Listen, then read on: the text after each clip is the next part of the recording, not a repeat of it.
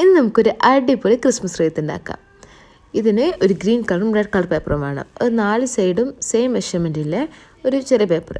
അതുകൊണ്ട് ഇതേപോലെ മടക്കുക. ഇതെങ്ങനെ പറഞ്ഞിട്ട് എനിക്കറിയില്ല, പക്ഷേ കാണുമ്പോൾ എന്തായാലും മനസ്സിലാവും.